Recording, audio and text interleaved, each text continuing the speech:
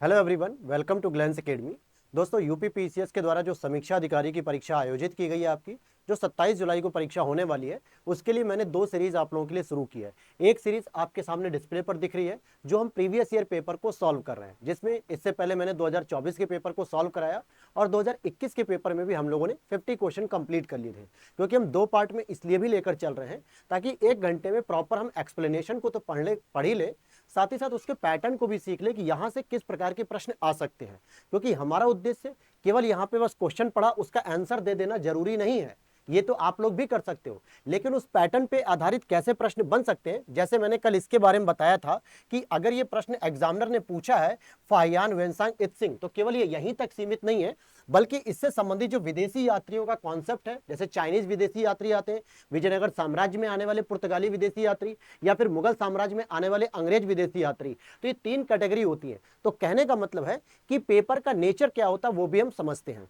बात यहां तक क्लियर होगी। दूसरी, आप लोगों को मैंने हिंदी की सीरीज शुरू की थी, जिसमें हिंदी हम लोग पीवाईक्यूज कर रहे हैं, और स्पेशली कहां के पीवाईक्यूज कर रहे हैं, यूपी पीसीएस मेंस के पीवाईक्यूज जो हम लोग कर रहे हैं, क्योंकि वहां से ही 90% क्वेश्चन आपके आरओ के प्रीलिम्स एग्जाम्स में आ जाते हैं। जिसके लिए मैंने वाक्यांश आपको हैंड रिटन नोट्स में कंप्लीट कराया, विलोम शब्द की क्लास भी कंप्लीट करा दी थी। इवन कि कल मतलब आज मॉर्निंग में मैंने आपको वर्तनी की भी एक क्लास कराई थी, और उसमें केवल हम चीजों को रट नहीं रहे हैं, बल्कि चीजों को समझ रहे हैं कि कैसे उसका आंसर हो सकता है, क्या उसमें लॉजिक लग सकता है, क्या उसमें मीनिंग लग सकता है, ये सारी चीजें। तो चलिए, यहां तक तो सारा इंट्रो पार्ट हो गया, ताकि आप लोगों को समझ में आ जाए कि हम क्या पढ़ने जा रहे हैं। चैनल पे पहली बार हो तो सब्सक्राइब कर देना दोस्तों, वीडियो अच्छी लगी तो लाइक जरूर कर दिया करो, ताकि हमें भी कुछ मोटिवेशन मिलता रहे आप लोगों के लिए। क्योंकि आपको भी पता है कि समय निकाल पाना बड़ा मुश्किल है इस समय मेरे लिए, क्योंकि एग्जाम 29 जून से शुरू होने वाला है मेरा। तो फिर भी आप लोगों का प्यार रहता है कि बस थोड़ा समय जरूर निकालता हूं मैं आप लोगों के लिए। तो ये सारे क्वेश्चन लोगों ने पढ़ लिए थे जी। हाँ, क्वेश्चन नंबर हम लोगों ने ये सारे कवर कर लिए थे। आई थिंक जहां तक अर्थव्यवस्था, जी बिल्कुल, इकोनॉमी से हमें शुरू करना है। और इकोनॉमी के प्रश्न में मैं आपसे एक चीज ब्लाइंडली कहना चाहूंगा।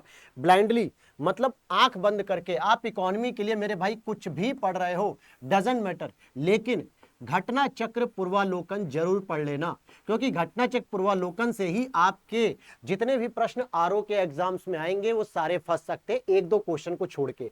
साथ ही साथ आप इसके लिए यूपी का बजट और सेंट्रल का बजट जरूर पढ़ लेना।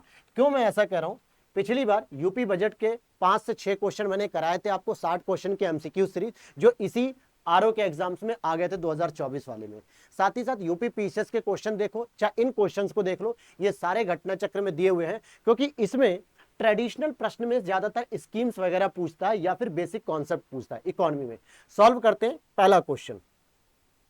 निम्नलिखित में से कौन सा सही सुमेलित नहीं है, यानी ईयर वाइज पूछा जा रहा है कि कौन सा सही सुमेलित आपका नहीं है प्रश्न। अगर आप यहां देखोगे, महिला समृद्धि योजना क्या वो 1993 में आई थी? महिला स्वशक्ति योजना क्या ये 1998 में आई थी? महिला साम्राज्य योजना क्या वो 1989 में आई थी? या फिर राष्ट्रीय पोषाहार मिशन योजना? अगर आप ये देखोगे तो कहीं ना कहीं महिला सशक्तिकरण से संबंधित योजनाओं को पूछा गया है। अब दिमाग में होना चाहिए कि वर्तमान में यूपी सरकार के द्वारा और केंद्र सरकार के द्वारा महिलाओं से संबंधित जितनी भी योजनाएं चलाई जा रही हैं, जिसमें जो लैंडमार्क योजनाएं हैं, जैसे प्रधानमंत्री उज्ज्वला योजना, महिलाओं के स्वास्थ्य को बेहतर करने के लिए घरेलू ईंधन की आपूर्ति की गई।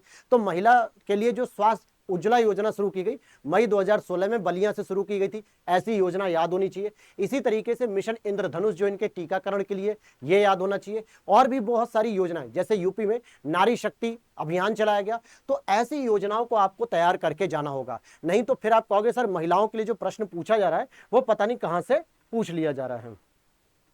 चलो जी, आगे देख लेते हैं।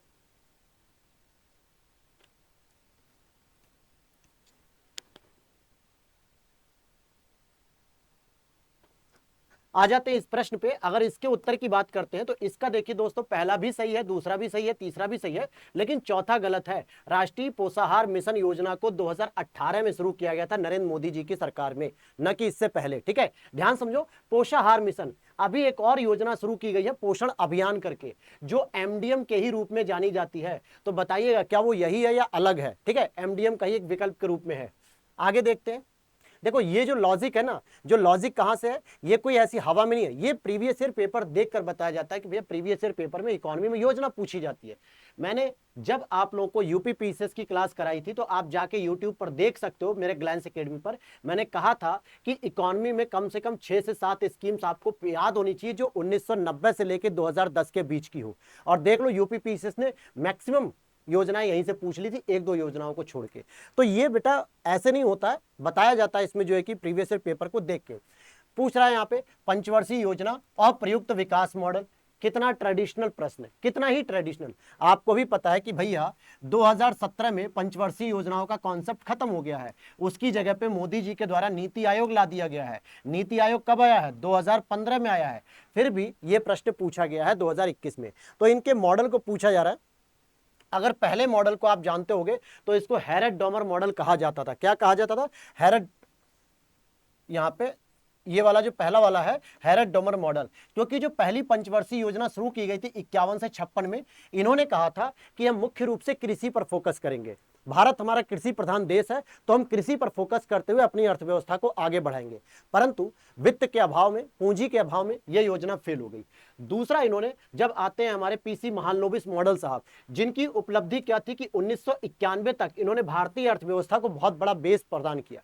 इनका जो था हैवी इंडस्ट्री पे फोकस था कि हम बड़े बड़े उद्योग लगाएंगे, तो उससे सहायक जो उद्योग होंगे, छोटे छोटे जो वर्कर्स होंगे, छोटी छोटी जो जरूरतें होंगी वो भी पूरी होगी, तो अर्थव्यवस्था बूम करनी शुरू हो जाएगी, जिसको इन्होंने हैवी मॉडल कहा कि हैवी इंडस्ट्री पे हम फोकस करेंगे। इन्हीं के चलते फिर इन्होंने भिलाई इस्पात केंद्र लगा, राउरकेला लगा जो है कि भिलाई हो गया रूस के सहयोग से, राउर हो गया जर्मनी के सहयोग से, दुर्गापुर हो गया ब्रिटेन के सहयोग से। तो ये सभी चीजें इसमें इंक्लूड की गई थी। तीसरी अगर आप देखोगे, हाँ, इस तरीके से आपने यहीं से मिलान कर लेना पहले और दूसरे को, स्पेशली ये दो तो आप लोगों को याद होनी ही चाहिए।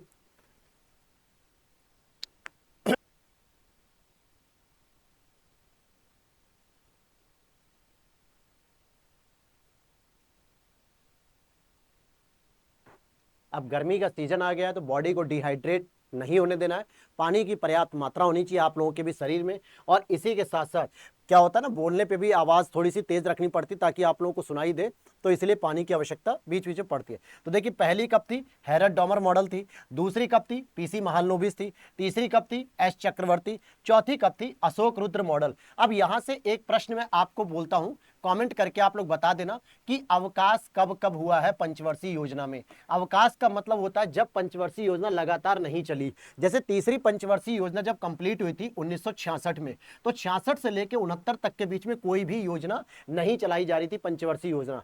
चौथी पंचवर्षीय योजना जो शुरू की गई थी 1969 से शुरू हुई थी 74 के लिए। इसी में गरीबी उन्मूलन का नारा दिया गया था पहली बार इंदिरा गांधी गवर्नमेंट के द्वारा। तो इस तरीके से आपको बताना है कि पंचवर्षीय योजना का अवकाश कब कब हुआ। तो ये चीजें भी अक्सर एग्जाम में पूछी जाती है, तो जरा इसको कमेंट करके आप लोग बता दीजिएगा। वीडियो अच्छी लग रही हो, चीजें समझ में आ रही हो तो प्लीज लाइक कर देना। आज हम लोग इस पेपर को कंप्लीट कर लेंगे। अब यहां पर देखोगे भारत की राष्ट्रीय अर्थव्यवस्था का सबसे बड़ा स्रोत क्या है? क्या हमारा सर्विस सेक्टर है, एग्रीकल्चर सेक्टर है, इंडस्ट्रियल सेक्टर है, ट्रेड सेक्टर? ट्रेड। देखो एक चीज समझ लो कि व्यापार जो होता है वो ऑलरेडी आपके इन तीनों में ही इंक्लूड होता है। व्यापार मतलब जब हम किसी चीज का लेन देन करते हैं, आयात निर्यात करते हैं, चाहे वो सेवाओं का आयात निर्यात कर रहे हो, एग्रीकल्चर प्रोडक्ट्स का आयात निर्यात कर रहे हो, या फिर औद्योगिक क्षेत्र में बनने वाले वस्तुओं का आयात निर्यात कर रहे हो, तो ये व्यापार सेक्टर कोई अलग से सेक्टर काउंट नहीं कहलाता है। लेकिन अगर हम वर्तमान अर्थव्यवस्था के हिसाब से देखें तो एग्रीकल्चर का जो योगदान है लगभग 16 से 17% है। एग्जैक्ट फिगर मुझे याद नहीं आ रही है इस समय, आप लोग बता दीजिएगा। और इंडस्ट्रियल सेक्टर की बात करोगे तो लगभग ये 25% के आसपास है। सबसे अधिक हमारा सर्विस सेक्टर है जो कि 54% के आसपास है। अभी मैंने एक यूनियन बजट आप लोगों को कराया है जो यूपीएससी के लिए भी काम आएगा, मतलब स्पेशली उसी के लिए विजन आईएएस का, तो उसे जरा देख लेना। तो इस तरीके से सबसे बड़ा स्रोत क्या हो गया भैया? तो 54% यानी कि सर्विस सेक्टर का सबसे बड़ा हमारे यहां सोर्स माना जाता है।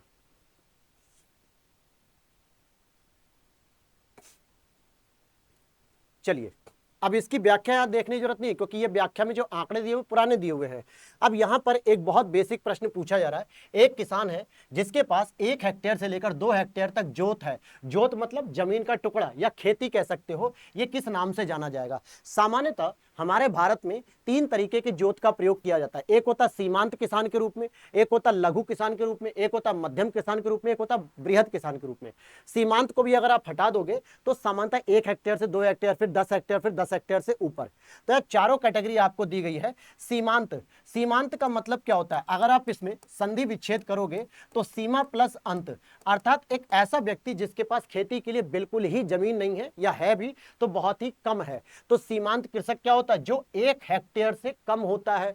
यहां क्या पूछा जा रहा है कि 1 से 2 हेक्टेयर जिसके पास होता है, इट मींस सीमांत से अधिक है वो, उसको कहा जाता है लघु कृषक। 1 से 2 हेक्टेयर वालों को लघु कृषक कहा जाता है। और सामान्यतः अर्ध मध्यम को क्या कहा था? 2 से 4। मध्यम कृषक जो होते हैं 4 से 10 हेक्टेयर होते हैं, और बृहद कृषक जो होते हैं वो 10 हेक्टेयर से अधिक होते हैं।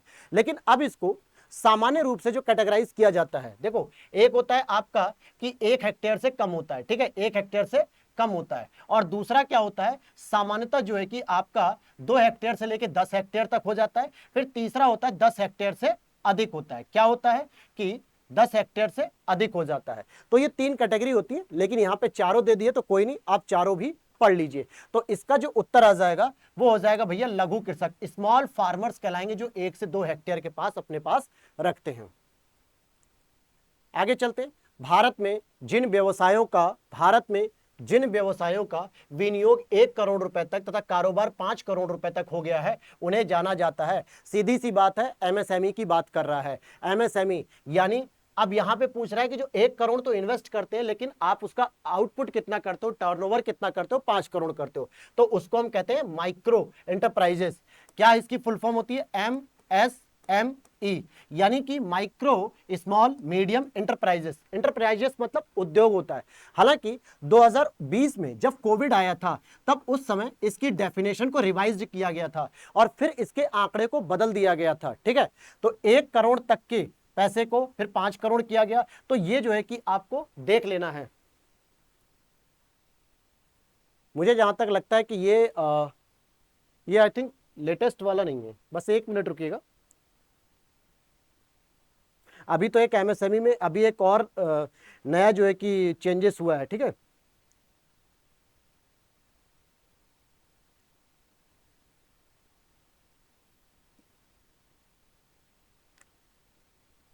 चलो इसको मैं जो है कि अब अभी तो नहीं, मैं इसको अगली क्लास में आपको कवर करा दूंगा, क्योंकि मैंने इसको नोट डाउन कर रखा है। अभी जैसे मेंस के एग्जाम के लिए जरूरत पड़ रही थी तो मैंने इसको नोट डाउन किया। जहां तक मुझे लगता है ये वाली नहीं है फिलहाल, इस प्रश्न के अकॉर्डिंग तो बता दिया मैंने आपको, ठीक है। इसका एक बार आप आंसर जरूर चेक कर लेना। अच्छा, एक और प्रश्न मैं आपको यहीं से देता हूं कि अब आपको ट्रेंड पता होना चाहिए कि भैया एक चीज और बता दो जरा, क्योंकि एमएसएमई एक बहुत ही फेमस इंडस्ट्रीज हो चुकी धीरे धीरे, क्योंकि इसका 40% निर्यात का हिस्सा होता है विदेशों में, भारत से निर्यात सबसे अधिक होता है। ये बेटा किस मंत्रालय के अंतर्गत आता है, ये जरा आप लोग बता देना। क्या ये वित्त मंत्रालय में आएगा, उद्योग मंत्रालय में आएगा, वाणिज्य मंत्रालय में आएगा, किस मंत्रालय के अधीन एमएसएमई आता है, ये आप लोग कमेंट करिएगा, क्योंकि ये प्रश्न आपका बन सकता है, ठीक है। पूरा गायब हो जाता है क्या? थोड़ा सा है। चलो आगे देखते हैं अब हम। नेक्स्ट प्रश्न देखिए, एग्रीकल्चर से पूछा है, भारत के कृषि उत्पाद व्यापार वाणिज्य बिल 2020 निम्न में से किसका उल्लेख नहीं किया गया है? ये वही बिल है दोस्तों जिसके लिए किसान बिल के नाम से जो है कि बहुत विरोध देखने को मिला था। काफी किसान भाई हमारे मतलब शहीद हो गए एक तरीके से मैं कहूंगा, जिन्होंने अन्य किसानों को बचाने के लिए, लगभग 750 किसान जो है कि इसमें अपना मौत हो गई, उनकी मृत्यु हो गई थी। तो ये वही बिल के बारे में है। तो यहां पूछा जा रहा है कि किसका उल्लेख नहीं किया गया। देखो, एसेंशियल कमोडिटीज की बात की गई थी, इसमें आवश्यक गुड्स की बात की गई थी, या कमोडिटीज कह सकते हो। दूसरा, इसमें संविदा कृषि यानी कॉन्ट्रैक्ट फार्मिंग की बात की गई थी। कॉन्ट्रैक्ट फार्मिंग क्या होती है? जैसे मान लेते हैं कि आपको बर्गर बनाना है, या जो है कि आलू के चिप्स वगैरह के लिए कंपनी आती है आपके पास, बिकानो की कंपनी आती है, हल्दीराम की कंपनी, वो कहती है भैया मुझे हाई क्वालिटी के आलू चाहिए, और आलू का उत्पादन आपको करना है। आलू में जितना खर्चा आएगा, उर्वरक से लेके हर चीज का, वो हम देंगे आपको। जमीन आपकी होनी चाहिए, सिंचाई वगैरह का जो खर्चा होगा वो हम देंगे। किसान एग्रीमेंट कर लेता, उसे हेडक नहीं होती है कि और फसल हमें उत्पादित करनी है कि नहीं, बाजार में मूल्य क्या मिलेगा कि नहीं, क्योंकि उस चीजों का एग्रीमेंट पहले ही कर लिया जाता है। तो इसी को हम कॉन्ट्रैक्ट फार्मिंग कहते हैं। फिर सबसे बड़ा जो मुद्दा था मेरे दोस्त, एमएसपी पे ही तो मुद्दा था। किसान चाहते थे कि जो स्वामीनाथन आयोग की रिपोर्ट थी 2004 की, उसके तहत 50% हमारा एमएसपी क्या होना चाहिए, गारंटीकृत होना चाहिए। कैसा होना चाहिए, गारंटीकृत होना चाहिए। जबकि सरकार ने क्या किया, इसी एमएसएमई का ही जो है कि उल्लेख हटा दिया था। और लास्ट है कृषि उत्पाद विपणन समितियां, APMC, agriculture produce market committees. अब यहां पे जो सबसे बड़ा विवाद हुआ था वो इसी को लेकर हुआ था कि भैया एमएसएमई की हम तो बात कर रहे थे गारंटीकृत एमएसएमई की, आपने तो इस चीज को ही हटा दिया यहां से, इसीलिए किसान बिल का विरोध किया गया। एक और जानकारी आपको देता हूं प्रीलिम्स ओरिएंटेड, कृषि उत्पादन विपणन समितियां, ये किसका विषय है, तो मेरे भाई ये राज्य सूची का विषय है। किसका, राज्य सूची। मतलब एपीएमसी पर कोई भी कानून बनेगा, एपीएमसी में कोई भी फसल बिकेगी, एपीएमसी मंडी में कोई भी काम होगा, वो सारा कुछ कौन देखेगा, यही आपका राज्य देखेगा। हालांकि अब प्रयास यह किया जा रहा है कि सभी एपीएमसी को ई नैम से जोड़ दिया जाए, नेशनल एग्रीकल्चर मार्केट से जोड़ने का प्रयास किया जा रहा है। आते हैं यहां पे, अब देखिए वही चीज लिखी हुई है, इसमें कुछ खास नहीं लिखा हुआ है। नेक्स्ट आपका प्रश्न है, निम्नलिखित में से कौन सुमेलित नहीं है। फिर से यहाँ पे एक बहुत ही बेसिक प्रश्न है, कंपनी अधिनियम 2013 है, जबकि इससे पहले हम लोग 1956 वाला कंपनी अधिनियम पढ़ते थे। जब तक अपडेट नहीं होता, रिवाइज नहीं होता है, तो ये पूछ लिया था। कंपनी अधिनियम 2013 हो गया। भारतीय संविदा अधिनियम 1870, ये बेटा गलत है, क्योंकि इंडिया का जो कॉन्ट्रैक्ट एग्रीमेंट था वो 1872 हुआ करता था, जब अंग्रेजों ने कारखाना अधिनियम बनाया था 1881। उससे पहले संविदा पे ही सारी नीतियां चलती थी। तो यहां पर ये 1872 हो जाएगा, न कि 1870, ये गलत है। पार्टनरशिप अधिनियम 1932 सही है। अगर मान लो एग्रीकल्चर इकोनॉमी में अगर आपको कोई इंडस्ट्री ओपन करनी है तो उसमें क्या होता है, जो पार्टनरशिप में एग्रीमेंट होता है तो वो रजिस्ट्रेशन जो होता है पार्टनरशिप का कुछ इसी तरीके से होता है 1932 के अधिनियम के तहत। हाँ, फिर एक और है वस्तु विक्रय अधिनियम 1930, तो ये सभी सही है। बस आपका कौन सा गलत हो गया, भारतीय संविदा अधिनियम, जो अंग्रेजों ने 1872 में बनाया था। गवर्नमेंट उस समय कौन आपका गवर्नर जनरल था, ये आप लोगों को कमेंट करना है, क्योंकि ऐसी चीजों को मैं जब पूछता हूं तो आपको रिवाइज हो जाना चाहिए कि लिटन थे, रिपन थे या मेयो थे, कौन थे, बताइएगा आप लोग, ठीक है, क्योंकि इंपॉर्टेंट ही होते हैं वहां पे जो भी होते हैं। अब यहाँ पे कोई खास नहीं है इसकी व्याख्या। अब देखो यहाँ पे एक जो प्रश्न आ रहा है मेरे भाई, मुद्रा बैंकिंग एवं कर प्रणाली केंद्र राज्य वित्तीय संबंध, तो प्रश्न क्या पूछ रहा है, रिजर्व बैंक ऑफ इंडिया के निम्नलिखित गवर्नरों पर विचार करें और उन्हें काल क्रमानुसार व्यवस्थित करें। तो पहला प्रश्न ही आपका बन जाता है कि अभी लेटेस्ट में आपके आरबीआई गवर्नर चेंज हुए हैं। अभी तक जो गवर्नर थे जिनको आप देख रहे थे उनका नाम था शक्तिकांत दास। क्या नाम था, शक्तिकांत दास। अब इस समय कोई मल्होत्रा साहब हुए हैं, इतना हिंट दे दिया मैंने, मल्होत्रा साहब हुए हैं। अपडेट होनी चाहिए इन सभी चीजों की, तो जरा इसके बारे में आपको नाम बताना है। और यहाँ पे क्रमानुसार पूछा जा रहा है, तो देखते हैं कौन कौन है। यहाँ पे देखिए ये दिया हुआ सी रंगराजन साहब दिए हुए हैं, आईजी पटेल दिए हुए हैं, आईजी पटेल, और क्या ऑप्शन में है, डी सुब्बा राव, मनमोहन सिंह, डी सुब्बा राव और मनमोहन सिंह। रुक जा भाई, क्या हो गया,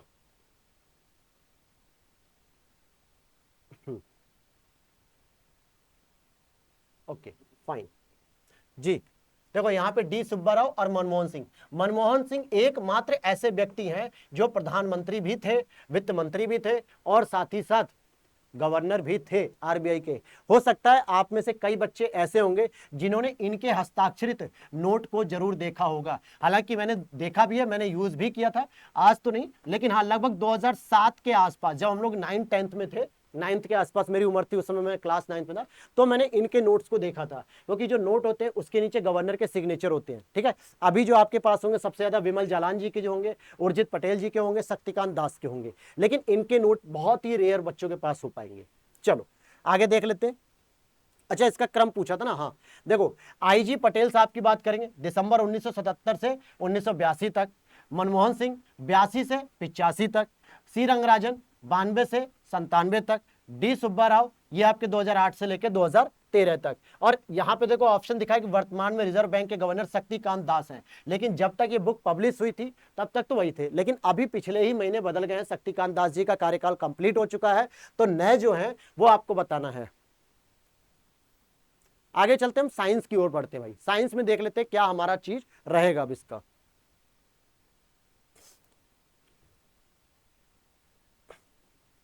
देखते हैं यहां पूछ रहा है एक सितार में किस प्रकार की ध्वनि तरंग उत्पन्न होती है। अब देखो ध्वनि तरंग की बात कर रहा है, पहले तो यही पता होना चाहिए आपको कि भैया ध्वनि जो आपकी अनुदैर्घ्य तरंग है या फिर अनुप्रस्थ तरंग है, कैसी तरंग है ये आपकी, ये आप लोगों को पता होना चाहिए, क्योंकि अनुदैर्घ्य तरंग जो होती है वो समानांतर चलती है, कैसे, कणों के समानांतर चलती है, जबकि अनुप्रस्थ तरंग जो होती है वो कणों के कैसे चलती है, 90 डिग्री पर चलती है, ऊपर नीचे चलती है, और इसीलिए इसको हम कह सकते हैं कि ये एक अनुप्रस्थ तरंग होती है। कैसी तरंग होती है, अनुप्रस्थ तरंग।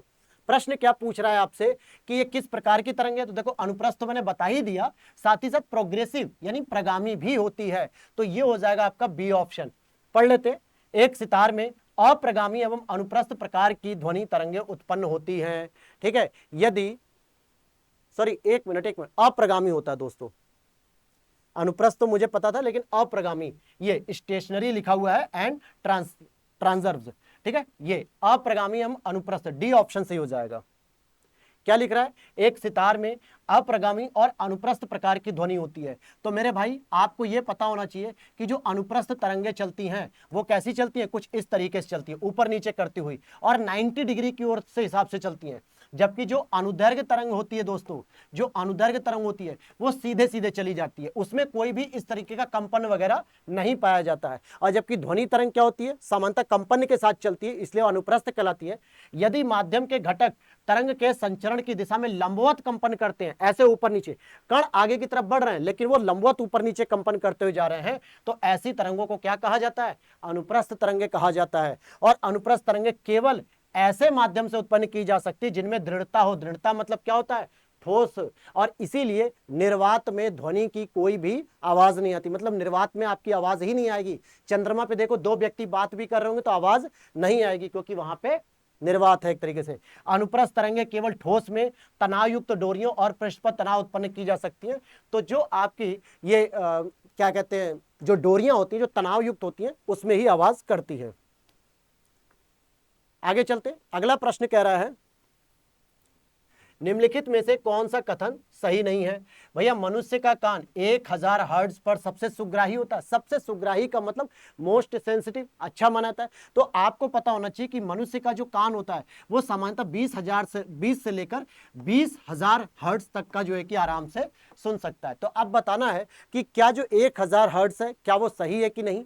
मनुष्य की आंख लाल रंग के लिए सबसे अधिक सुग्राही होती है, मतलब लाल रंग देखना क्या मनुष्य की आंख के लिए ज्यादा बेहतर होता है, शायद इसी वजह से, मैं शायद वर्ड जानबूझ के लगा रहा हूं, हालांकि कॉन्सेप्ट अभी आपका आंसर देखते क्लियर हो जाएगा।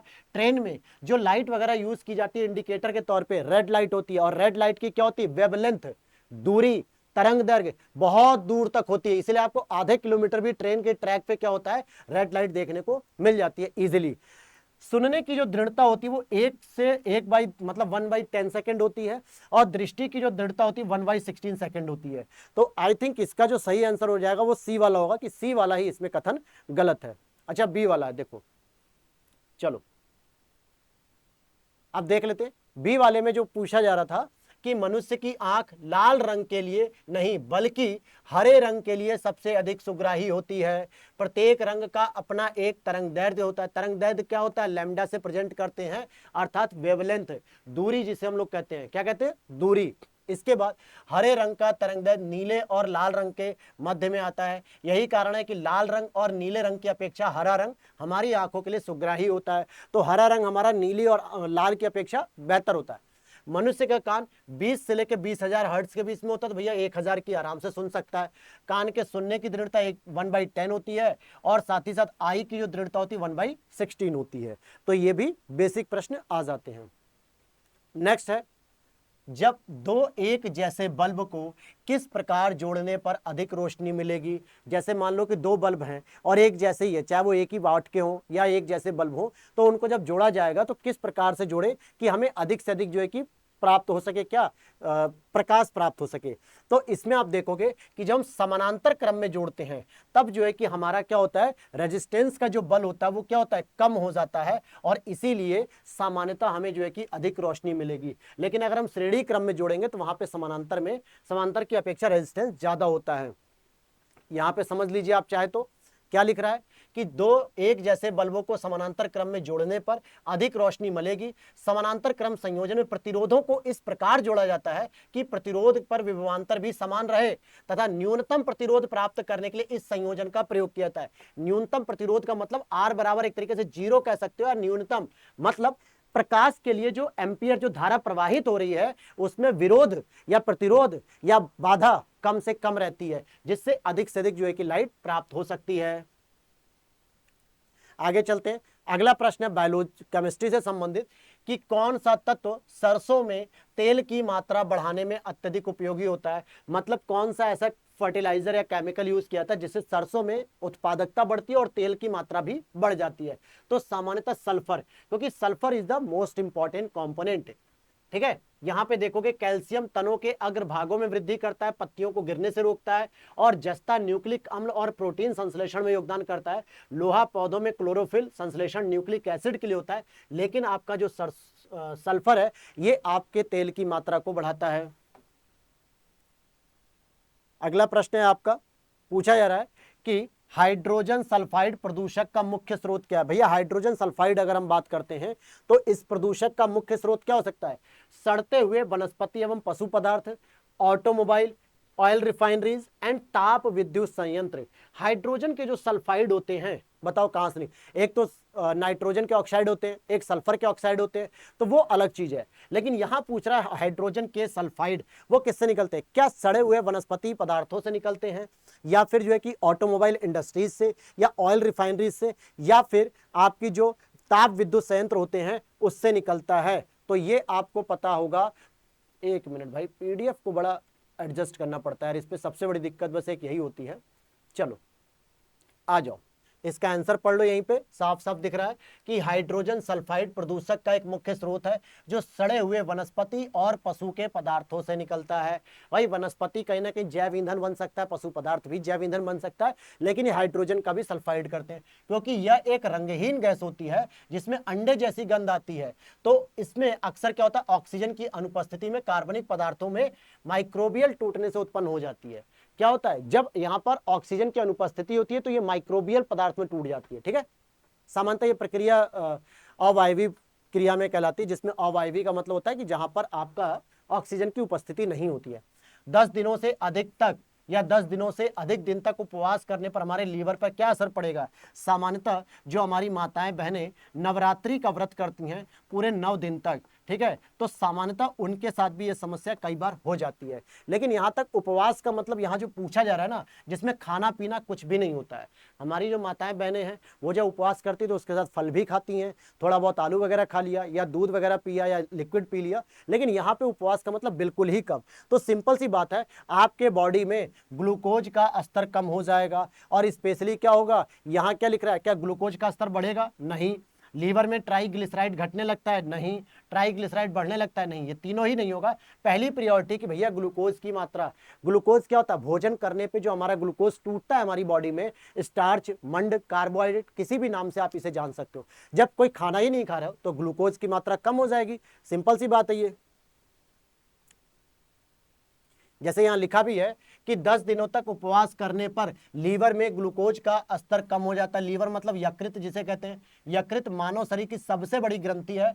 इस यह अतिरिक्त ग्लूकोज को क्या करती है, ग्लाइकोजन में बदलकर अपने पास स्टोर कर लेती है, ताकि उपवास या भोजन न करने के कारण भी आपके शरीर में ग्लूकोज की कमी ना हो पाए। आप जो भी भोजन करते हो तो लीवर क्या करता है, उसे ग्लाइकोजन के रूप में तोड़ के स्टोर कर लेता है। लेकिन जब आप 10 दिन तक उपवास कर लेते हो, 10, 12 दिन, 15 दिन, 20 दिन तक, तो सामान्यतः क्या होता है, आपके शरीर में ग्लूकोज की मात्रा कम होगी, क्योंकि जो लीवर ने ग्लूकोज को स्टोर कर रखा था उसको तो आपके 10 दिन के उपवास में ही समाप्त कर दिया गया।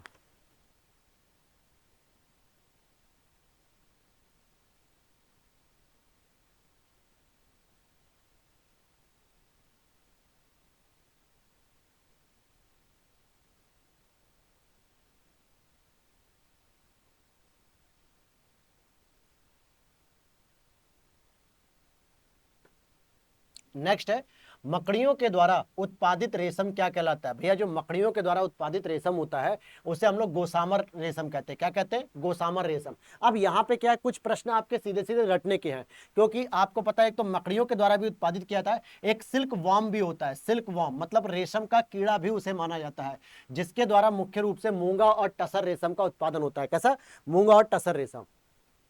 चलो इसको थोड़ा सा मैं आपको डिटेल से समझा देता हूँ। देखो क्या लिखा है, मकड़ियों द्वारा उत्पादित रेशम को हम गोसामर रेशम कहते हैं। मकड़ियां तरह तरह के रेशमी तंतुओं के उत्पादन में दक्ष होती हैं। रेशमी तंतुओं का उपयोग मकड़ियां केवल शिकार फंसाने के लिए ही नहीं करती, बल्कि अपने बिलों के द्वार को ढकने के लिए भी, इनकी भीतरी दीवार पर नरम अस्तर के निर्माण के लिए भी करती हैं। अब देखो, टसर रेशम का उत्पादन टसर कीटों के द्वारा किया जाता है। अर्जुन, साल, जामुन, बेर आदि वृक्षों पर यह पाए जाते हैं। मूंगा रेशम मूंगा कीटों द्वारा किया जाता है। भारत में मूंगा रेशम उत्पादन में सबसे अग्रणी है, मतलब भारत जो है विश्व में अग्रणी कौन से रेशम में है? तो मूंगा रेशम में। लेकिन अगर कुल रेशम की बात करें तो चाइना सबसे आगे है। चलिए अगला प्रश्न आप देखोगे कि निम्नलिखित खाद्य पदार्थों में से कौन सा सभी आवश्यक अमीनो अम्ल का सर्वोत्तम स्रोत है? अमीनो अम्ल कुछ और नहीं होता मेरे दोस्त, अमीनो एसिड इसे हम बोल देते हैं, जो प्रोटीन निर्माण के लिए एक बेसिक महत्वपूर्ण तत्व होता है, प्रोटीन का निर्माण करता है। और सबसे ज्यादा जो अमीनो एसिड मिलते हैं वो मिलते हैं आपको कहीं ना कहीं अंडे में। इस ऑप्शन के अकॉर्डिंग अंडा सभी आवश्यक अमीनो अम्ल को सर्वोत्तम स्रोत है।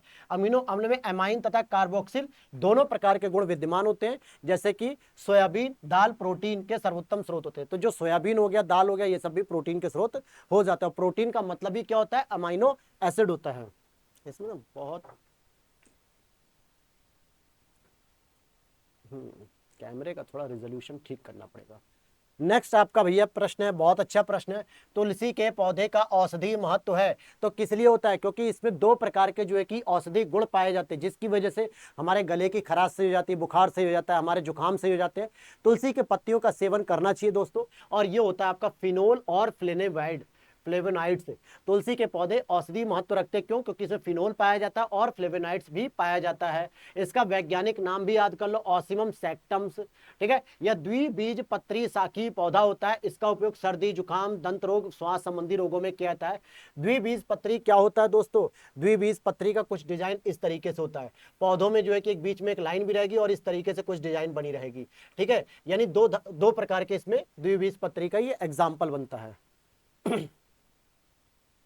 आगे देखते, नेक्स्ट आपका नस्ल से पूछ लिया गया है भैया, क्या है? आप देखोगे कौन सा सही सुमेलित नहीं है। अगर आप देखोगे कौन सा सही सुमेलित है, भैंस की एक नस्ल होती है भदावरी, गाय की एक नस्ल होती है सिंधी, बकरी की एक नस्ल होती है जमुनापारी, भेड़ थारपारकर मेरे दोस्त भेड़ की नहीं होती है, थारपारकर होती है आपकी गाय की। ये गाय की एक नस्ल होती है। गाय की एक और नस्ल होती है जो सबसे ज्यादा फेमस होती है दूध देने के लिए, साहिवाल। ठीक है, साहिवाल भी जो कि गाय की नस्ल है, थारपारकर भी गाय की नस्ल है, सिंधी भी गाय की नस्ल है।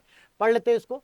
देखो भैंस की जितनी भी नस्ल होती है, जिसमें सबसे अधिक इंपॉर्टेंट है मुर्रा, भदावरी और महसाना, ये तीन जो है कि सबसे ज्यादा पूछी जाती है। चाहे भदावरी पूछ लेगा, मुर्रा पूछ लेगा और महसाना। कई बार आप लोगों ने रील्स में देखा होगा कि मुर्रा प्रजाति का जो मतलब भैंसा होता है बहुत ही अच्छी क्वालिटी का माना जाता है, बहुत अच्छी ब्रीड मानी जाती है, क्योंकि उसके स्पर्म से और भी नई नई ऐसी भैंसों को पैदा किया जाता है। तो मुर्रा, इसके जो है कि भैंसे जो होते हैं काफी महंगे बिकते हैं, मतलब 40 लाख, 20 लाख, 50 लाख। तो ये एक बहुत ही अच्छी ब्रीड मानी जाती है। तो मुर्रा, भदावरी, महसाना, एग्जाम में भदावरी पूछ लिया है। गाय का देखोगे तो कांकरेज सबसे भारी, लेकिन देखो सिंधी, साहिवाल जो मैं बता रहा था आपको, नागौरी, जरसिंध, थारपारकर, गिरी, देवनी, लाल सिंधी, ये सभी है। बकरी का देखोगे तो जमुनापारी मेरे दोस्त, बकरी का याद रख लेना, जमुनापारी अक्सर पूछा जाता है, बहुत फेमस है इसकी ये जमुनापारी। और वैसे तो आपको अगर याद करना, अंगोरा, एग्लो नूबियन, साने, नूरेज, मागरा, चोकला, बीकानेरी और दानपुरी। ऐसी भेड़ में देखोगे तो लोही जो कि सर्वाधिक दूध देती है, कच्छी, कूका, गुरेज, नुरेज, ये सभी चीजें हैं। चलो अगला प्रश्न है, काशी लालिमा। काशी लालिमा क्या है? एक फसल का जो है कि हाइब्रिड जो है कि फसल की प्रजाति है, जो कि आपकी भिंडी की है। काशी लालिमा भिंडी की एक प्रजाति है। इसका विकास Indian institute of vegetable research, जो कि कहाँ पे है? वाराणसी है। तो क्या आपको ये पूछने के पीछे लॉजिक क्या था? यूपी स्पेशल का प्रश्न बन गया एक तरीके से, IIVR। अब मुझे एक चीज और बताओ, IVRI Indian veterinary research institute, ये उत्तर प्रदेश के किस जिले में है, कमेंट करके बताइएगा। ठीक है, हरी भिंडी में क्लोरोफिल होता है, भाई हरी भिंडी में क्या है, क्लोरोफिल होता है, इसलिए ये हरे रंग की होती है, जबकि लाल भिंडी में एंथोसाइनिन होता है, यानी जो उसके कलर के लिए एंथोसाइनिन, जैसे टमाटर के लिए लाइकोपीन होता है, गाजर के लिए कैराटीन होता है। ठीक है, तो ये तत्व पाए जाते हैं जो कि प्राकृतिक वर्णक होते हैं, यानी कि नेचुरल कलर होते हैं। अब आ जाते हैं यहां पे, पौधों में गूटी लगाने का कार्य किस उद्देश्य की पूर्ति से होता है, तो भैया इनके जो है कि फॉर वेजिटेटिव प्रोग्रेशन, यानी वनस्पति प्रसारण के लिए होता है पौधों में गूटी लगाने का कार्य। यह एक कलम विधि का एक प्रकार होता है।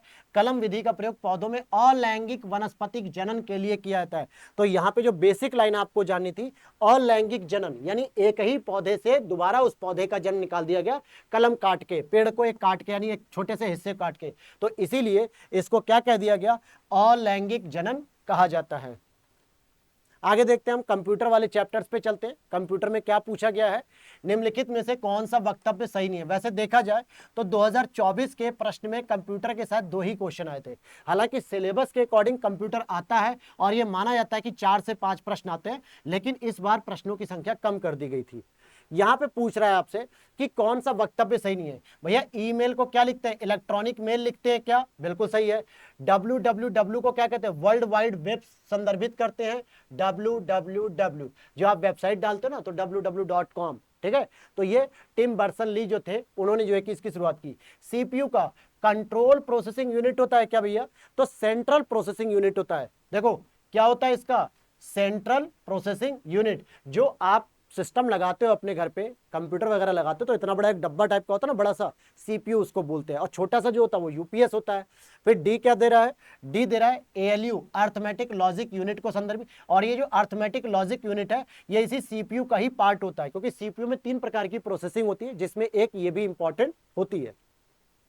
ठीक है, तो ये वाला बता दिया मैंने आपको।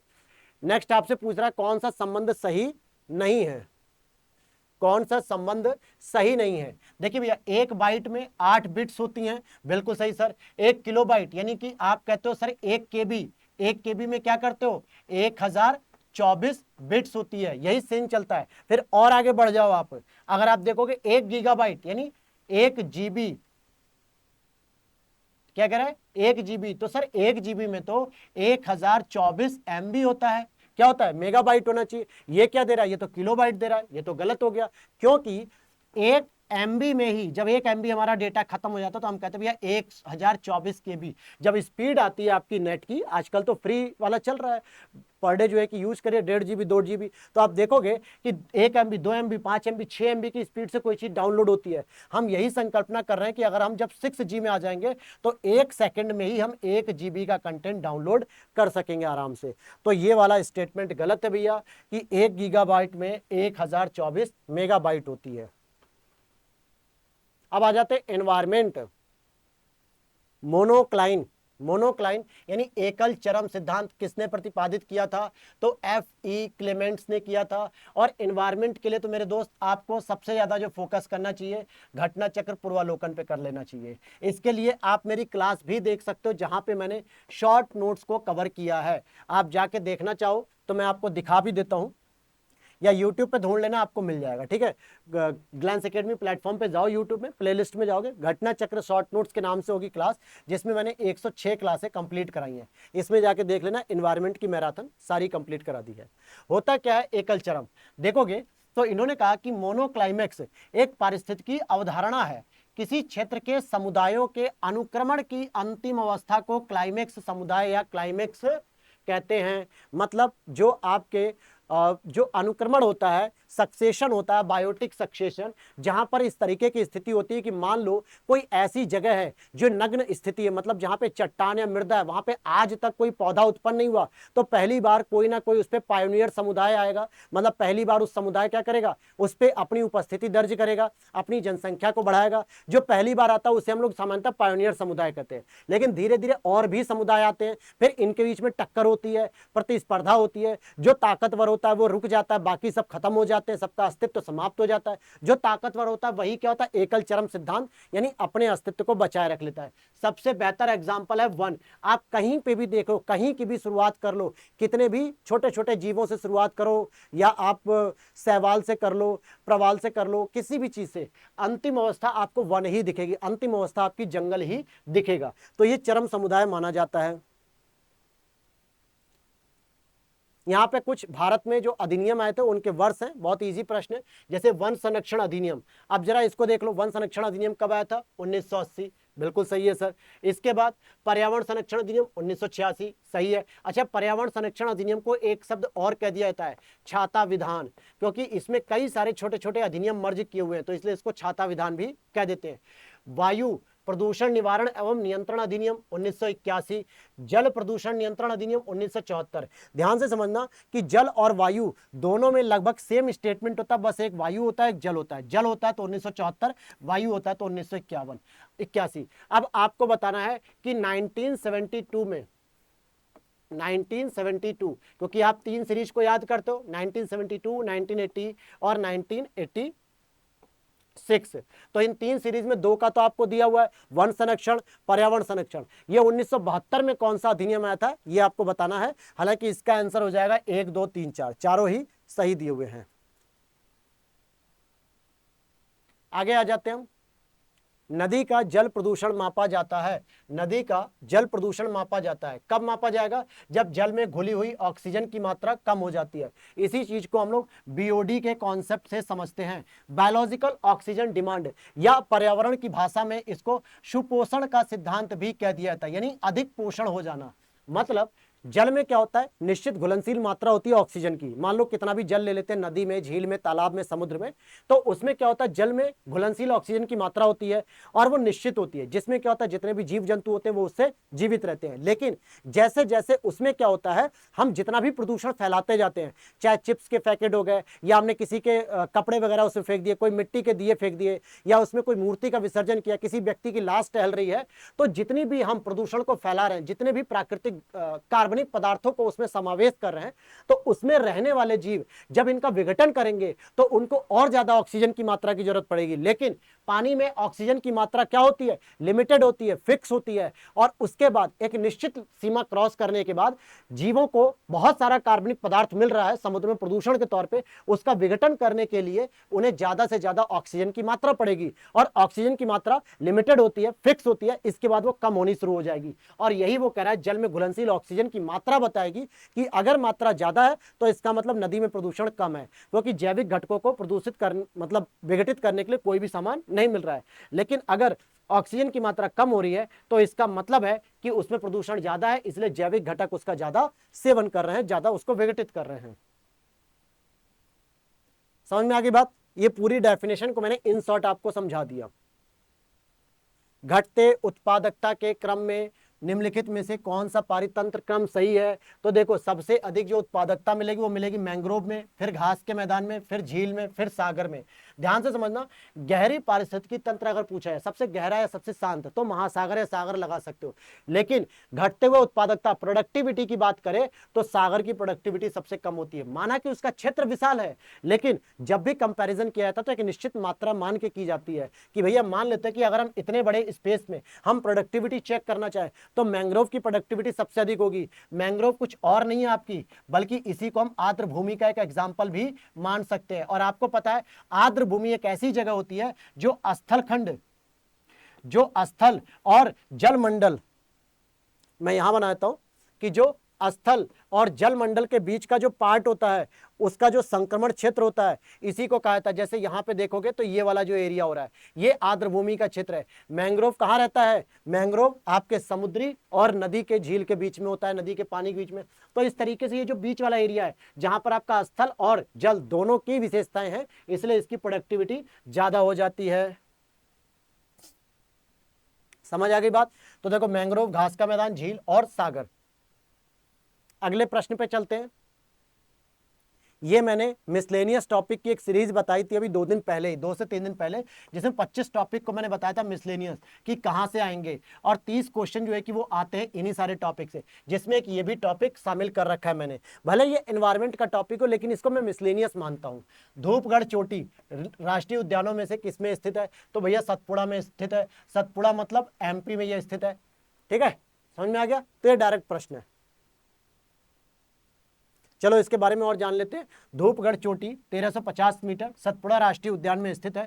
सतपुड़ा पर्वत श्रेणी का विस्तार पश्चिम से राजपीपला पहाड़ी, जो कि गुजरात में स्टार्ट, मतलब गुजरात से थोड़ा सा और आगे एमपी के पास होकर महादेव और मैकाल पहाड़ियों के रूप में छोटा नागपुर पठार के पश्चिम सीमा तक जाती है। यानी सबसे पहले आपको राजपीपला मिलेगी, फिर उसके बाद आपको महादेव मिलेगी, फिर आपको मैकाल मिलेगी, और ये तीनों की तीनों किस पे स्थित है? सतपुड़ा पे। इधर आपका एमपी हो जाएगा, इधर आपका छत्तीसगढ़ हो जाएगा, इधर आपका झारखंड हो जाएगा। तो इस तरीके से तीनों राज्य को कवर करते हुए चलती है वो। अच्छा हाँ, ये और जान लीजिए कि कान्हा राष्ट्रीय उद्यान कहाँ पे? एमपी, जिसमें 2 जिले आते हैं, मंडला और बालाघाट। बांधव राष्ट्रीय उद्यान कहाँ आते हैं? मध्य प्रदेश के उमरिया जिले में स्थित है। माधव राष्ट्रीय उद्यान मध्य प्रदेश के शिवपुरी जिले में स्थित है। ठीक है, अब आपको बता देना है, यही कमेंट कर लो तुरंत के तुरंत कि उत्तर प्रदेश में कितने राष्ट्रीय उद्यान हैं और कितने टाइगर रिजर्व हैं, कितने टाइगर रिजर्व हैं। मेरे भाई, मैंने टाइगर लिखा तो एक बात याद आ गई। किसी ने मुझे कमेंट किया 25 मिसलेनियस सीरीज के नीचे कि गांजा पी के, गांजा फूक के जो है कि पढ़ा रहे हो क्या?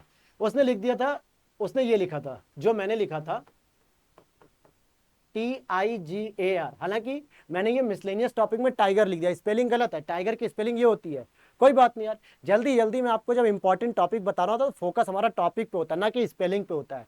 तो अच्छी बात है, उनको अगर लगता है कि मैं गांजा पी के पढ़ा रहा था तो ठीक है, मान लेते हैं कि हम गांजा पी के पढ़ा रहे थे। यार अगर ये छोटी छोटी स्पेलिंग को अगर तुम लोग हाईलाइट करके चल रहे हो तो इसका मतलब ये मत समझो कि स्पेलिंग गलत मैंने लिख या मुझे आती नहीं है। हो जाता है, जल्दी जल्दी में अक्सर हो जाता है ऐसा। चलिए बढ़िया है, अच्छे एग्जाम्पल देते हो गांजा पी के। अच्छा, गांजा तक सोच भी उसकी जाती है जो इस चीज को यूज करता है, मेरी तो आज तक सोच नहीं गई, है ना? लेकिन आपकी सोच चली गई, इसका मतलब आप गांजा यूज करते हो। बढ़िया यार, और भी फ्लेवर बता देना कोई और जानते हो तो। भारतीय वन स्थिति रिपोर्ट 2019 के अनुसार निम्नलिखित में से किस राज्य में जनजातीय जिलों की संख्या अधिक है? मुझे यह प्रश्न नहीं पढ़ाना है, मैंने ये काट दिया। क्यों काट दिया भैया? क्योंकि अब जो रिपोर्ट आएगी वो 2023 की पूछेगा। ये मैंने मिसलेनियस टॉपिक में बता भी दिया था। हालांकि ये प्रश्न पुराना इसलिए 2019 का पूछ लिया, नहीं तो अगर पूछता तो 2021 वाला कम से कम होता जो 2024 के प्रश्न में पूछा गया है। यानी हर साल भारतीय वन स्थिति रिपोर्ट से प्रश्न आता ही है। 2021 का पेपर कर रहे हैं इसलिए 2019 का पूछ लिया, 2024 का हमने पेपर किया तो उसमें जो है कि 2021 वाला पूछा। अब जो पेपर दोगे आप 2025 में, और 2023 की रिपोर्ट ऑलरेडी आ चुकी है, तो इसको जरा जो है कि देख लेना आप। ठीक है, नेक्स्ट है आपका, भारत में निम्नलिखित में से किसे एक जैव विविधता हॉटस्पॉट माना जाता है? हालांकि हमारे भारत में 4 स्पेस जो है कि जैव विविधता हॉटस्पॉट होते हैं। जो 4 होते हैं उनके मैं नाम यहाँ पे इन शॉर्ट करके लिख देता हूं। जैसे एक तो आपका होता है ये वाला पश्चिमी घाट, ठीक है, भारत का ये पश्चिमी घाट, ये भी एक उसमें होता है। एक यहाँ पे होता है हिमालय की श्रृंखला, जो हिमालय का पार्ट होता है, जिसमें जम्मू कश्मीर, लद्दाख, हिमाचल प्रदेश, उत्तराखंड, सिक्किम, अरुणाचल प्रदेश, ये पूरा एरिया क्या होता है हिमाचल, हिमालय का, ये भी जैव विविधता क्षेत्र होता है। 2 हो गए। तीसरा आता है आपका इंडो बर्मा क्षेत्र। इंडो बर्मा मतलब यही वाला क्षेत्र आता है थोड़ा सा, जो मिजोरम का हो गया, मणिपुर का हो गया, मेघालय का हो गया, इधर म्यांमार वगैरह का क्षेत्र हो गया। बर्मा मतलब म्यांमार की बात हो रही। चौथा आ जाता है आपका इसी के नीचे जो है कि सुंडालैंड। यानी सुंडालैंड क्या, सुंडा जल संधि वहां पे है, इंडोनेशिया से अलग करती भारत को, तो वहीं पे निकोबार आइलैंड के आसपास होती है। तो ये 4 होती है। अब जरा ऑप्शन के अकॉर्डिंग हम चूज कर लेते हैं। अरावली पहाड़ियां होती हैं? नहीं होती है। पश्चिमी घाट बिल्कुल होती है, मैंने अभी बताया ये वाली चीज। पूर्वी घाट नहीं, सिंधु गंगा मैदान नहीं, तो केवल आपका बी वाला सही हो जाएगा। ये हॉट स्पॉट होते हैं। पढ़ लेते हैं। यहां एक और प्रश्न बन जाता है कि जैव विविधता हॉट स्पॉट होती है, जैव विविधता और स्थानिक जातियों की उपलब्धता से परिपूर्ण होते हैं। मतलब यहाँ पे पेड़ पौधे भी सबसे अधिक मिलते हैं, सबसे अधिक जीव जंतु मिलते हैं, सबसे अधिक जो है कि यहाँ पे जंगली जानवर वगैरह भी मिलते हैं। सामान्यतः जैव विविधता को हॉट स्पॉट कहलाते हैं। सर्वप्रथम 1988 में नॉर्मन मायर्स ने इस शब्द का प्रयोग किया था, जैव विविधता शब्द का। और भारत में 4 होते हैं, पश्चिमी घाट, हिमालय, इंडो बर्मा, सुंडालैंड, ये 4 होते हैं। अब आ जाते हैं सामान्य ज्ञान पर।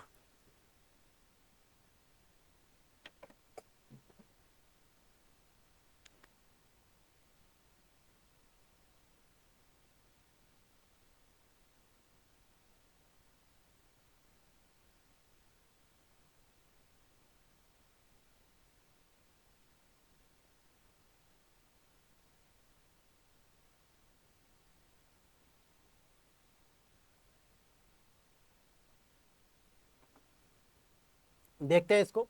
निम्नलिखित में से क्या कह रहा है, निम्नलिखित में से किस वर्ष प्रयागराज उत्तर प्रदेश के किले पर अंग्रेजों का अधिकार स्थापित हो गया। था तो ये मॉडर्न हिस्ट्री का, लेकिन यूपी स्पेशल हो गया, तो ये प्रयागराज के किले की बात कर रहा है। तो यहाँ पे 1797 यानी कि 1797 में प्रयागराज के किले पर अंग्रेजों का अधिकार स्थापित हो गया।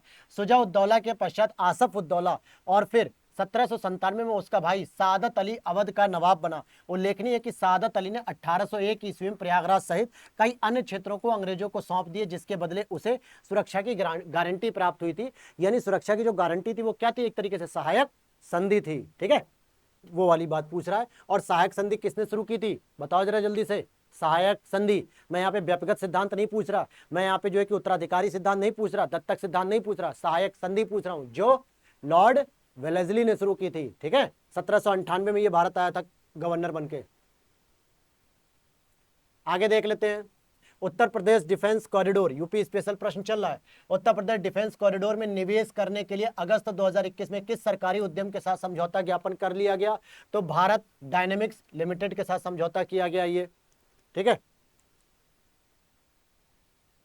यहां पर आपको इतना जानना चाहिए कि जो डिफेंस कॉरिडोर है, यानी रक्षा उत्पादन जब हमारे उत्तर प्रदेश में बढ़ेगा तो उसमें 6 जिले आते हैं, अलीगढ़, अलीगढ़, आगरा, कानपुर, चित्रकूट, झांसी और लखनऊ, ये 6 जिले होंगे। और इसका विकास जो रहा यूपीडा के माध्यम से किया जा रहा है। ठीक है, ध्यान देना कि सरकार ने तमिलनाडु में एक और रक्षा उद्योग गलियारा स्थापित करने के लिए भारत सरकार ने जो है कि पहल शुरू की है। एक तो हमारे यूपी में आ गया।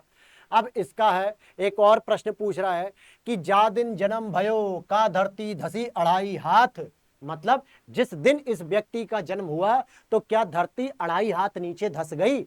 तो ये उक्ति जो है वो किसके संदर्भ में है, तो आला उदल के संदर्भ में है, क्योंकि आला उदल जो है कि बुंदेलखंड क्षेत्र के वीरता के नायक थे, अर्थात सैनिक थे। बुंदेला शासक हुआ करते थे, उनके यहाँ सैनिक थे, और इनके आधार पे आज भी आला उदल के वीरता पूर्वक गीत गाए जाते हैं बुंदेलखंड में।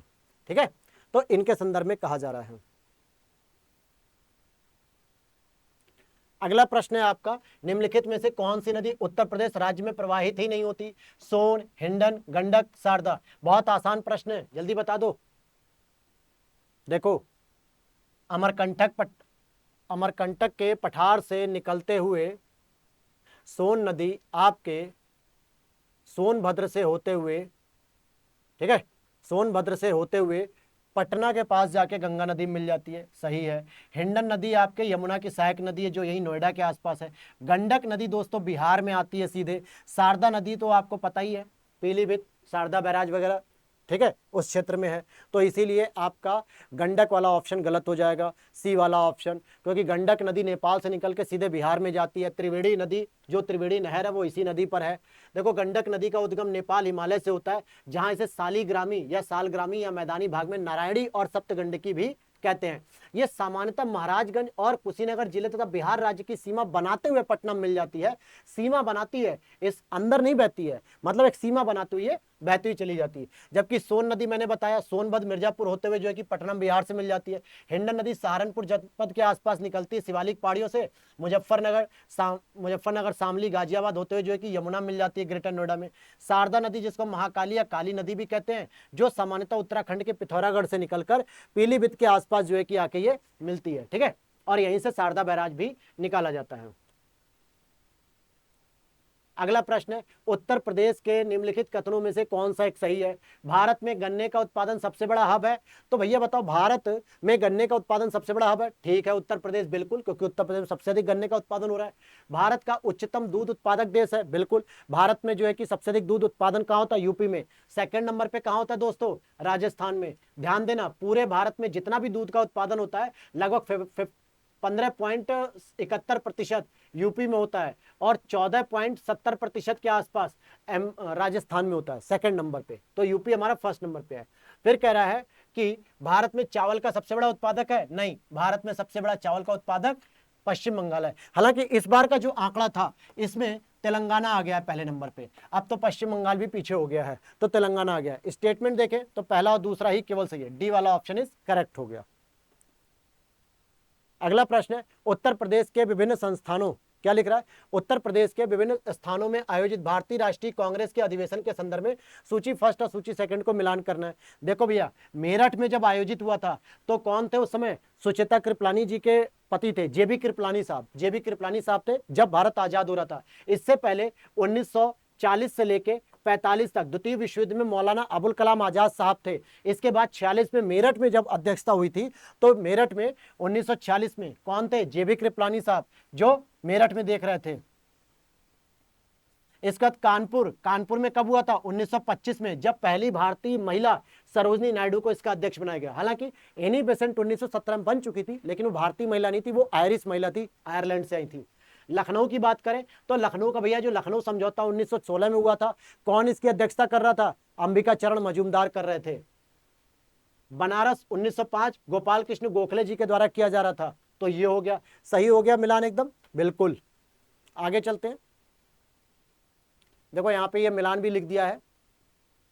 अगला प्रश्न है, निम्नलिखित में से कौन सा ही सुमेलित नहीं है। तो उत्तर प्रदेश के कुछ ऐतिहासिक मेले हैं और स्थान और क्षेत्र। अच्छा, ये अब आपको समझ में आ रहा है कि यूपी में कैसे कैसे प्रश्न पूछ रहा है, तो ये आपको पता होना चाहिए। कह रहा है कौन सा सुमेलित नहीं है। बटेश्वर का मेला पश्चिमांचल सही लिखा है, लेकिन अगर इसका जिला पूछ ले तो आपको आगरा बताना है। जल विहार का मेला बुंदेलखंड लिखा है, सही है। एक मिनट,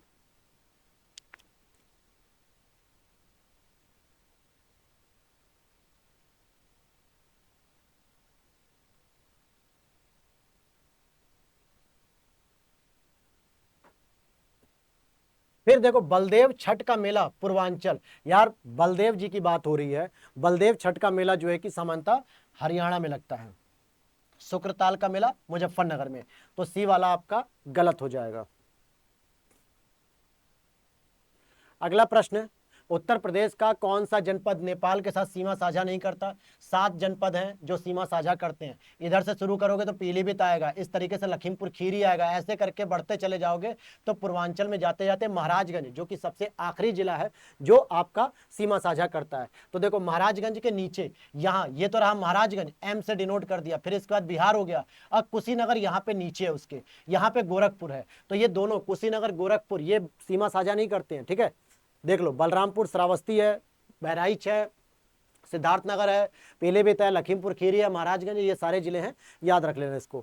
हालांकि यह लिख भी रहा है, लग रहा है, हाँ लिख रहा है यहाँ पे, बलरामपुर श्रावस्ती लखीमपुर खीरी, साथ ही साथ बहराइच पीलीभीत सिद्धार्थनगर और महाराजगंज, ये सभी के सभी जो है कि सीमा बनाते हैं। भारत और नेपाल के मध्य 1850 किलोमीटर की सीमा बनती है, ये याद रखना।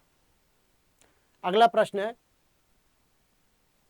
कह रहा है उत्तर प्रदेश में निम्नलिखित में से ऐतिहासिक मेलों में से हिंदू और मुसलमान दोनों आते हैं। कौन सा ऐसा मेला भैया, देखो नौचंदी का मेला जो कि मेरठ में है, मेरठ में लगता है। नौचंदी देवी, जो नौचंदी देवी होती है, मंदिर होती है, और उसी के पास में किसी हाजी साहब की एक दरगाह है। मैं गया हूँ, मंदिर में गया हूँ, जब नौचंदी का मेला तो मैं गया था, अभी 1 साल पहले की बात है, क्योंकि मेरी जॉब इधर ही चल रही है अभी पश्चिम में ही। तो वहाँ पे मैं गया हूँ और उसमें सामने कोई सैयद साहब है कि कोई है, मुस्लिम ही है, उनकी दरगाह है।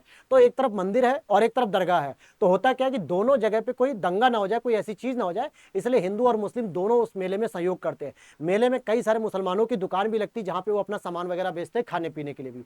तो ऐसा नहीं है, तो ये बहुत अच्छा एग्जाम्पल है। और एक दूसरा एग्जाम्पल अगर मैं आपको बता दूं तो एक और मेला लगता है, सुलह एक कुल का मेला।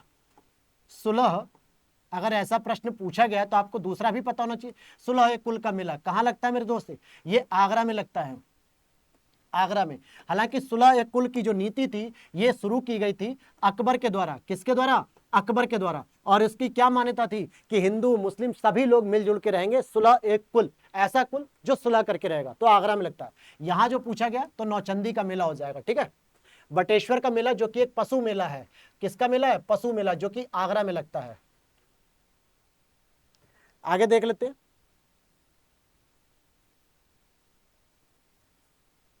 चलो इसकी व्याख्या में देखो, नाम नहीं दिया इनका। नौचंदी मेला उत्तर प्रदेश के मेरठ जिले में प्रतिवर्ष नवरात्र के समय लगता है। इस मेले में हिंदू और मुस्लिम दोनों की सहभागिता होती है। यह मेला सांप्रदायिक सौहार्द को बढ़ाने और आपसी भाईचारे के निर्माण में विशेष भूमिका निभाता है। इस मेले की शुरुआत 1672 ईस्वी से मानी जाती है। अच्छा, फुलडोल का मेला राजस्थान भिलवाड़ा में और बटेश्वर का मेला आगरा में लगता है। यहाँ पे एक सैयद जी की जो नाम था वो इसने नहीं दिया है। आ जाओ, उत्तर प्रदेश की कुल जनसंख्या में कार्यबल का प्रतिशत कितना है। ये तो पुराना रिकॉर्ड हो गया, आपको नया बताना है कमेंट करके। हाँ, पूरे भारत में अगर आप महिलाओं का श्रम बल पूछोगे तो मैं बता दूंगा 41.7% के आसपास हो गई है। ये रिपोर्ट कौन देता है? मॉस्पी देता है। निम्नलिखित में से किस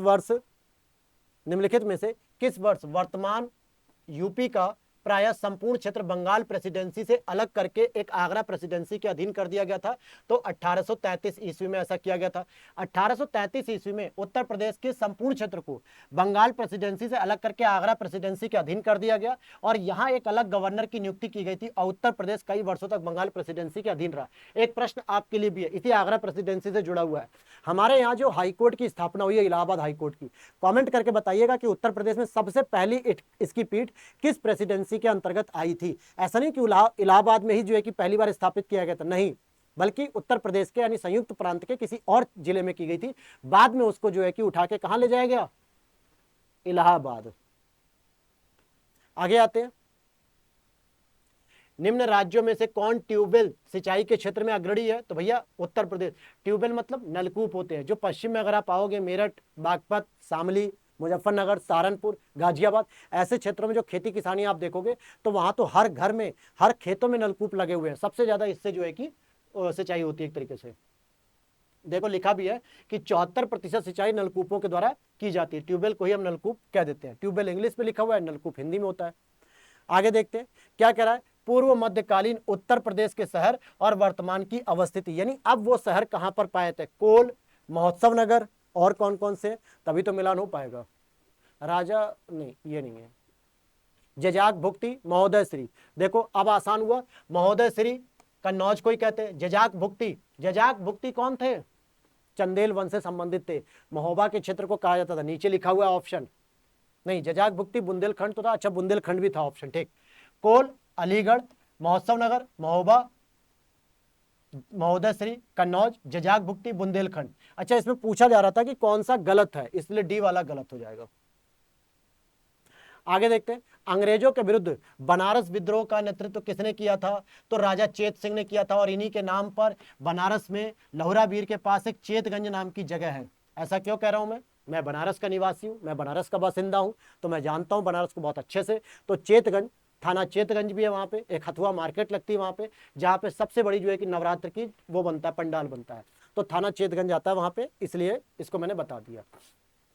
जानकारी लेना चाहोगे तो अंग्रेजों के विरुद्ध बनारस विद्रोह 1780 से 81 का नेतृत्व राजा चेत सिंह ने किया था। वॉरेन हेस्टिंग 1778 में राजा चेत सिंह से 5 लाख रुपया युद्ध कर के रूप में मांगा। किसने मांगा? राजा चेत सिंह से 5 लाख रुपए मांगा वॉरेन हेस्टिंग्स ने कि भैया युद्ध कर दे दो एक तरीके से। तो चेत सिंह ने कहा कि भैया ना हम रकम देंगे ना कुछ करेंगे, बल्कि वॉरेन हेस्टिंग्स ने फिर उसे गिरफ्तार किया। फलस्वरूप चेत सिंह के सैनिकों वगैरह ने, इन सब ने क्या किया? इस पे आक्रमण किया और यह युद्ध हुआ एक तरीके से। कानपुर उत्तर प्रदेश स्थित भितरगांव मंदिर के संदर्भ में निम्नलिखित में से कौन सा कथन सही है? इस मंदिर का निर्माण 5वीं शताब्दी से लेकर 6ठी सदी ईस्वी के बीच हुआ। बिल्कुल सही है पहला स्टेटमेंट, क्योंकि ये गुप्त पीरियड के दौरान हो रहा है। गुप्ता पीरियड में ही इसका निर्माण हुआ है, गुप्त काल में ही। दूसरा, ईंटों से निर्मित होने वाला है, भारत के प्राचीनतम मंदिर में आता है। बिल्कुल, मैक्सिमम मंदिर जो है कि पत्थर वगैरह से होते थे, लेकिन भीतरगांव का जो मंदिर है कानपुर का, ये ईंटों से निर्मित था। तो दोनों ही स्टेटमेंट सही है। देखो भीतरगांव मंदिर सी ऑप्शन हो जाएगा इसका, दोनों सही है। इसका गुप्त काल के दौरान निर्माण हुआ, 5वीं सदी से लेकर 6ठी सदी के बीच में। ईंटों से निर्मित ये प्राचीनतम मंदिरों में से एक है। वर्गाकार चबूतरे पर इस मंदिर के शिखर पर चैत्यकार मेहराब बने हुए थे और दीवारों पर हिंदू देवी देवताओं जैसे गणेश आदि वरा वगैरह इनका जो है कि अलंकरण देखने को मिल जाता है। आगे देखते हैं। ब्लैक पॉटरी के लिए जियोग्राफिकल इंडिकेशन टैग यानी जीआई टैग के बारे में मैंने आपसे पूछा भी था कि आप बताना, लेकिन आप लोग कमेंट नहीं करते हो। फिर यही बात होती है कि आपको बताओ तो अच्छी चीज, अच्छे प्रश्न बताओ, जब एग्जाम में आ जाता है तो आपको गलत हो जाता है, क्योंकि आपने उत्तर नहीं दिया होता है ना। तो उत्तर दो कि जीआई टैग किस मंत्रालय के तहत आता है, कितने साल के लिए दिया जाता है, कौन इसकी भौगोलिक संकेतक रजिस्ट्री देखता है, ये सारी चीजें पता होनी चाहिए। मुझे तो लग रहा है यहाँ दिया भी हुआ है। देखते हैं। निजामाबाद, आजमगढ़, उत्तर प्रदेश को 2015 में काली मिट्टी के बर्तनों अथवा ब्लैक पॉटरी के लिए जियोग्राफिकल इंडिकेशन दिया गया था। खुर्जा पॉटरी को हैंडीक्राफ्ट के रूप में भी जीआई टैग मिल चुका है। हालांकि जीआई टैग की जो मान्यता होती है 10 वर्ष के लिए ही निर्धारित होती है। कितने वर्ष के लिए? 10 वर्ष के लिए निर्धारित होती है। अगला प्रश्न है, उत्तर प्रदेश की सांस्कृतिक विरासत के संदर्भ में कौन सा कथन सही है? तो यहाँ देखो, इस प्रदेश के अनेक उत्खनित पुरास्थलों में से वैश्विक संदर्भ के कृषि के प्राचीनतम प्रमाण प्राप्त हुए हैं। बिल्कुल सर, कृषि के प्राचीनतम प्रमाण प्राप्त हो चुके हैं, लौरा देव से भी मिले हुए हैं, ठीक है, कोल्डियावा से भी मिले हुए, लेकिन जो सबसे प्राचीनतम वो लौरा देव से माने जाएंगे। परंतु सर प्राचीनतम प्राप्त कृषि अन्न और जौ और धान थे, मतलब जो प्राचीनतम अन्न थे वो जौ और धान थे क्या? तो जौ नहीं था, धान था, चावल की भूसी वगैरह थी, तो धान रहेगा। देखो यहाँ पे कुछ नया मिला होगा। उत्तर प्रदेश के संत कबीर नगर जिले में लौरा देव से चावल के प्राचीनतम साक्ष्य मिले हैं, जो कि वैश्विक रूप से प्राचीनतम अब मान लिया गया है। इससे पहले क्या होता था, कोल्डियावा होता था, और उसमें भी जो है कि धान वगैरह माने जाते थे, लेकिन मेहरगढ़ को गेहूं और जौ का माना गया है। लेकिन आपको लौरा देव याद रखना है, जो संत कबीर नगर में आता है। अगला प्रश्न है, पूर्वी उत्तर प्रदेश की पहली केबल कार सेवा निम्नलिखित में से किस राज्य में या किस जिले में शुरू हुई है? तो मिर्जापुर में शुरू की गई है।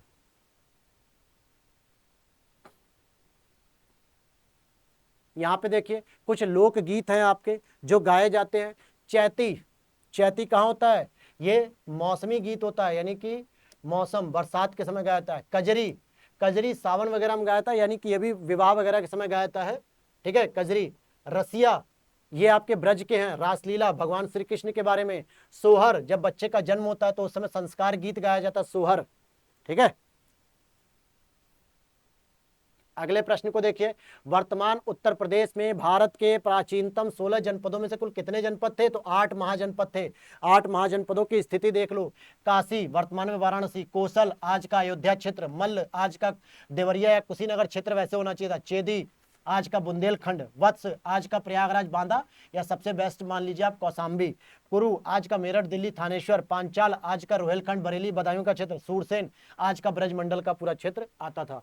तो ये 8 महाजनपद हैं, और इनका जिक्र बौद्ध ग्रंथ अंगुत्तर निकाय में भी किया गया है, और जैन ग्रंथ भगवती सूत्र में भी किया गया है। 16 महाजनपद, जिसमें से 8 आपके यूपी में आते हैं।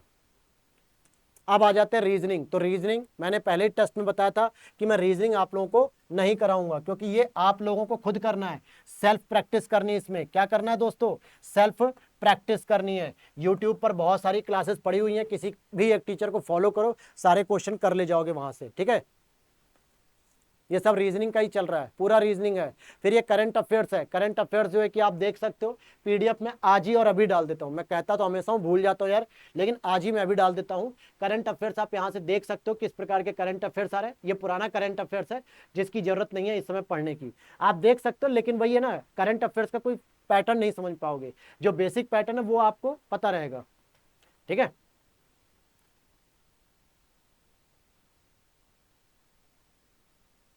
ज्यादा ही करंट दिया है क्या? चलो ये कंप्लीट हो गया आपका। अब इसके बाद क्या है?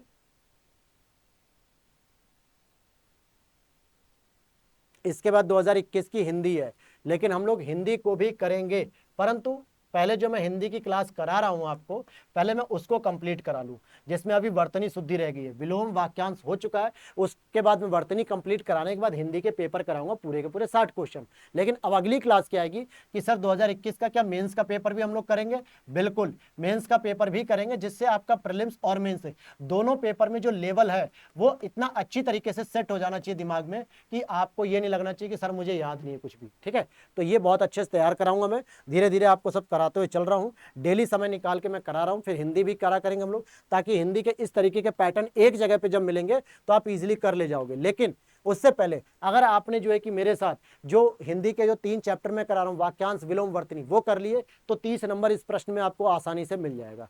तो उम्मीद करता हूँ वीडियो अच्छी लगी तो लाइक कर देना दोस्तों। मिलते हैं नेक्स्ट वीडियो में। जय हिंद, जय भारत।